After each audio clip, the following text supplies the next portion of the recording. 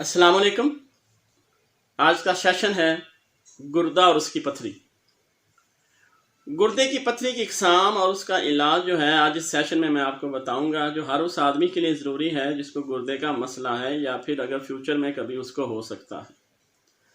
गुर्दा जो है हमारी सेहत के अंदर एक बहुत ही अहम किरदार अदा करता है, क्योंकि हमारे जिस्म का ये वो हिस्सा है जिसने हमारे जिस्म से जहरीले और फाजल मादे जो हैं वो पेशाब के रास्ते निकालने होते हैं, और जो फिल्टर के बाद तवानाई वाले मिनरल्स बचते हैं वो वापस खून के ज़रिए हमारे जिस्म को मुंतकिल करने होते हैं।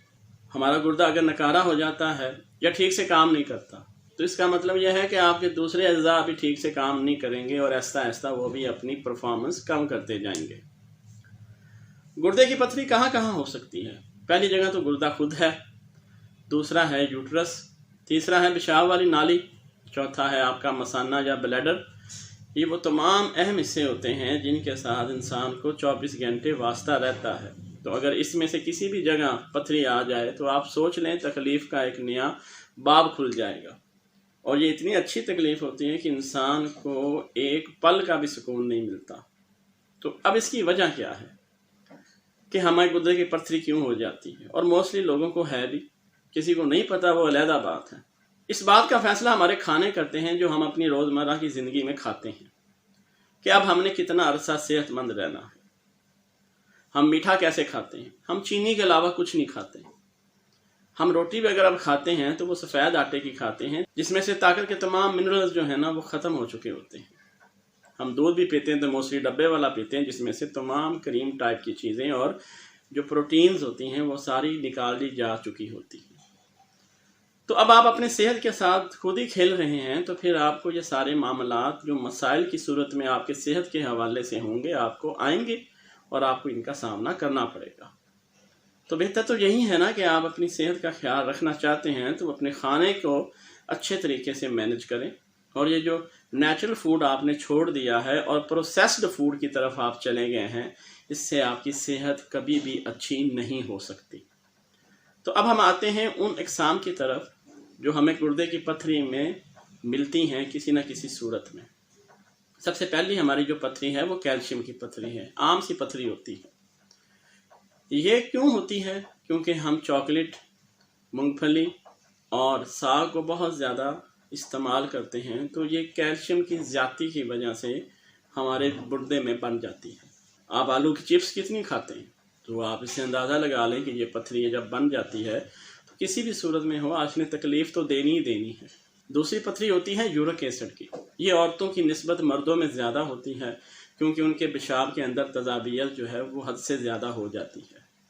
ये ऐसा क्यों होता है? ये एक जानवर की जो गोश्त होता है उसके अंदर एक चिकनाई होती है, उसी की वजह से ये पथरी बन जाती है और ये काफ़ी ख़तरनाक भी होती है। तीसरी किस्म की जो पथरी है गुर्दे की वो है एस्ट्रोवाइट।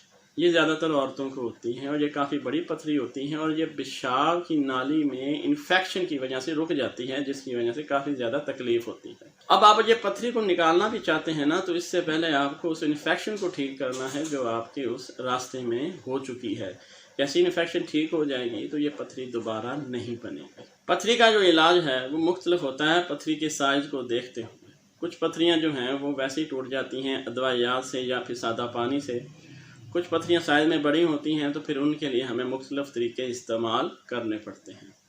अभी मैं जो आपको बताऊँगा वो पथरी के वो तरीके हैं जो कि उसको निकालने के लिए डॉक्टर हजरात इस्तेमाल करते हैं। लिथोट्रॉप्सी के अंदर शौक की मदद से बड़े बड़े कंकड़ जो हैं आपके गुर्दे के अंदर उसको छोटे छोटे पीसीज में कन्वर्ट किया जाता है, फिर वो आपके पेशाब के रास्ते निकाल दिए जाते हैं। आसान सा तरीका है।